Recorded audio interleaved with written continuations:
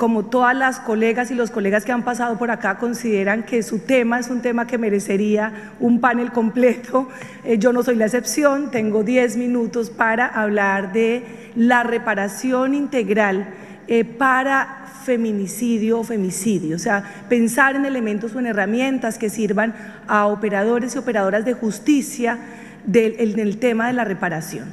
Y como lo dice Patricia, el contexto fundamentalmente donde yo me he movido, yo he representado víctimas de violencia sexual en el marco del conflicto armado colombiano, y ese modelo transicional tiene que servirnos para los tiempos de paz también. Lo importante de las justicias transicionales es que la transición tiene que acabar en algún momento, y qué es lo que queda de esa transición para esos contextos que llamamos de paz, y eso tiene que servir también a las reparaciones en el marco del derecho penal ordinario, si se quiere, de esos países que estamos en jurisdicciones ordinarias.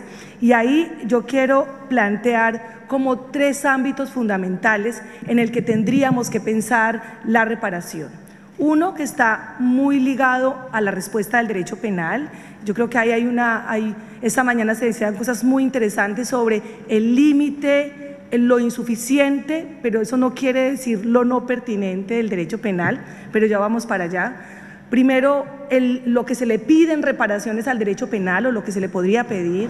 Uno segundo, que es lo que estamos hablando sobre las políticas públicas y esa lógica reparadora para los feminicidios o femicidios. Y un tercer lugar es ese ámbito más que gris, como de coordinación o que aún está pendiente y que puede vincular políticas públicas y derecho penal. Con respecto al derecho penal voy a decir alguna cosa que no es muy taquillera y que está muy ligada a, pues decíamos esta mañana, ¿qué es reparador? Una sentencia condenatoria en un caso investigado con la debida diligencia, en los tiempos que la justicia establece, es reparador, ¿sí? Eso es lo primero. Esta mañana hablábamos de eso. Pero ¿qué es lo que espera también? ¿Qué es lo que se espera socialmente de esa sentencia? Que hay una cosa muy interesante que tiene que ver con el populismo punitivo, y es, esta mañana se decía también, decía la doctora Alejandra, que la pena sea proporcionada, ¿sí? ¿Qué es una pena proporcionada para un operador de justicia? ¿Qué es una pena proporcionada para las víctimas? ¿Qué es una pena proporcionada para quienes representamos a las víctimas? Yo insisto, diré una cosa muy taquillera, no muy taquillera.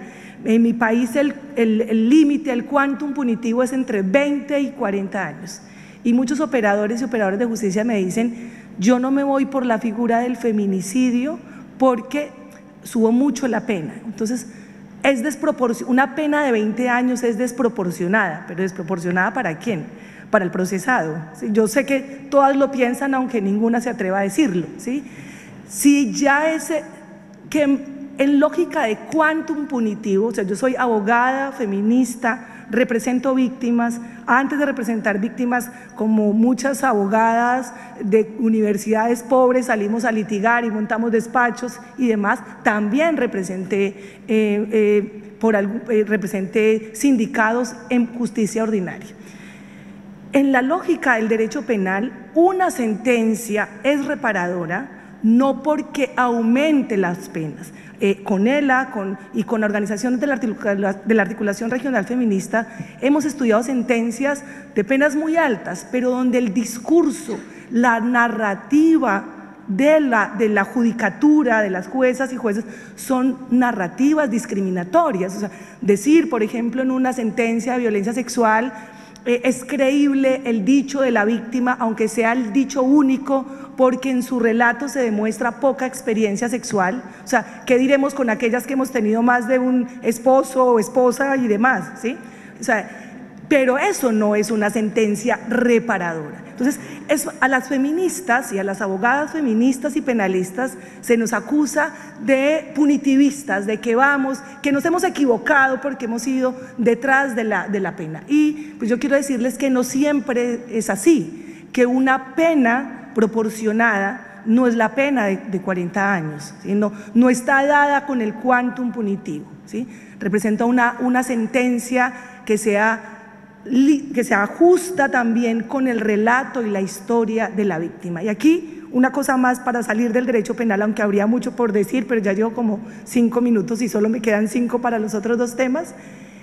Ese relato, esta mañana la magistrada decía una cosa muy interesante y es, claro, la sentencia construye la verdad, pero también hay una verdad y un relato que es reparador y otro que no. Esa víctima que también quiere ser demostrada como la víctima, la pobrecita víctima, y que es el relato que se construye además socialmente para hacer más válida la sentencia, ¿sí? Esa sentencia tampoco es reparadora, pero tampoco es reparador, tampoco es reparador el discurso del terror. Por supuesto que hay que contar la verdad, pero cuando nos ensalzamos en ese relato de crueldad del feminicida y cómo la partió en pedazos y cómo se la comió y todas esas cosas, es muy riesgoso para las generaciones posteriores y para otros tipos penales que consideramos menos graves. O sea, es más riesgoso cuando nos enfrentamos, por ejemplo, a un acoso sexual que ha atormentado durante años a una joven en un colegio, una universidad, que la puede llevar a suicidarse incluso, porque ese delito no nos va a parecer tan grave, ¿sí? Ese relato nos va a llevar incluso como sujetos y sujetas que tomamos decisiones a enfrentarnos a un feminicidio simple donde el agresor, el feminicida, pega un tiro y eso no nos parece tan grave. O sea, hay que tener mucho cuidado con las sentencias espectaculares, ¿sí? Con el espectáculo del feminicidio, el que nos hace salir en televisión como las grandes operadoras y operadores que hemos puesto la espada de la justicia sobre el agresor. Sí, hay que tener, porque ese relato del terror, ese relato del espectáculo, no solamente no es una sentencia reparadora, sino que genera muchos riesgos para delitos que socialmente y que incluso nosotras consideramos menos graves, ¿sí? Eso con el derecho penal. Con las políticas públicas, corriendo,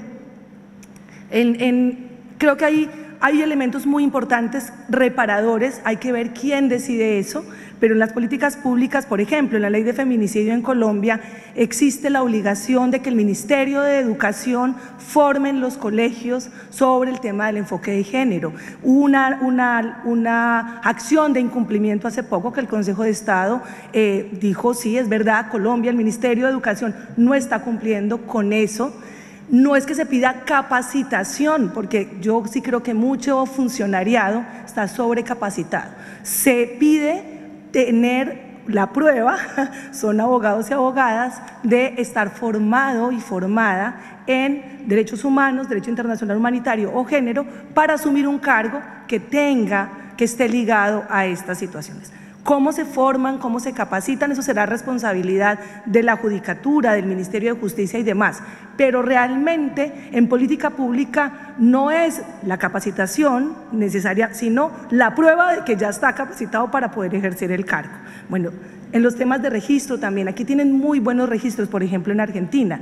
Eso desmonta mitos que ya ustedes los tienen sobrediagnosticados, de que las armas en la casa son para cuidar a las mujeres, de que las armas con las que se matan a las mujeres son armas legales, que las armas con las que se matan a las mujeres son armas domésticas y no armas de fuego.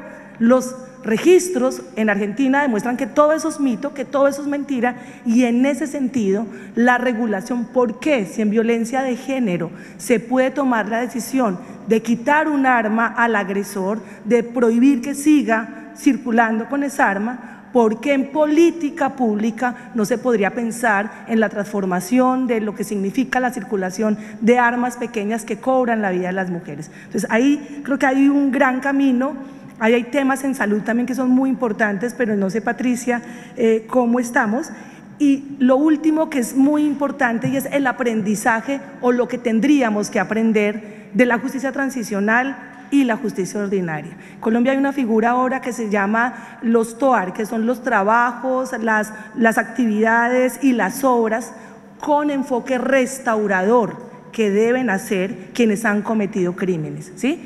Y en esos TOAR, que es posible pensarlo para justicia ordinaria, o sea, tareas tareas que no son trabajo esclavo, que no son tortura, que no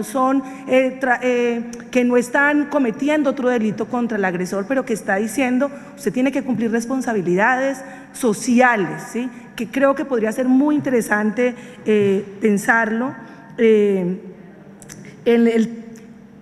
los temas psicosociales hay una cosa muy contradictoria, y con esto me callo, Patricia, en los temas, por ejemplo, de reparación en salud, porque una cosa es la reparación en salud física o psicosocial ante un tipo penal de feminicidio y otra ante una tentativa de feminicidio, porque ahí se nos amplía también a quién hay que reparar emocionalmente y psicosocialmente hablando.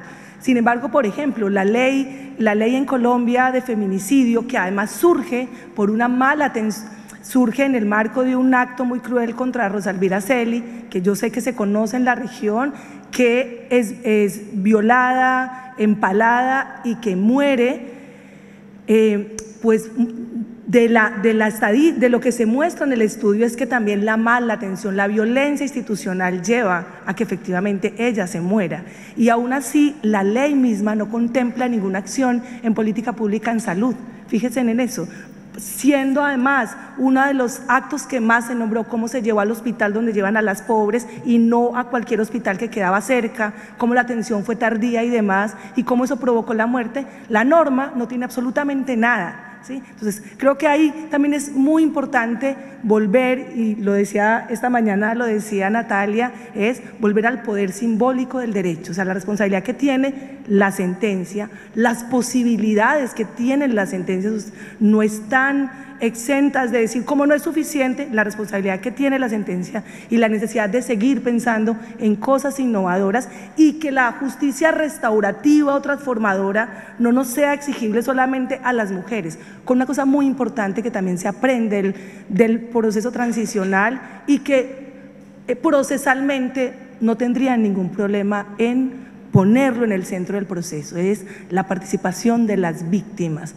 preguntarle a esa familia qué es para usted reparador. Eso se hace en justicia transicional, peleamos por la participación de las víctimas. Preguntémonos si procesalmente ustedes tendrían algún obstáculo para, en uno de los momentos procesales, preguntarle a las víctimas qué sería reparador. Para muchas, por supuesto, lo reparador sería cadena perpetua, pena de muerte, muchísimas cosas, pero están ustedes ahí también para escuchar y modular, pero fundamentalmente para tener claro que un proceso penal no se niega a la participación de las víctimas, y no es solamente un proceso que tiene en el centro el feminicida. O sea, si tiene en el centro la víctima, esa reparación también tiene que consultar con lo que para ella sería reparador. Gracias.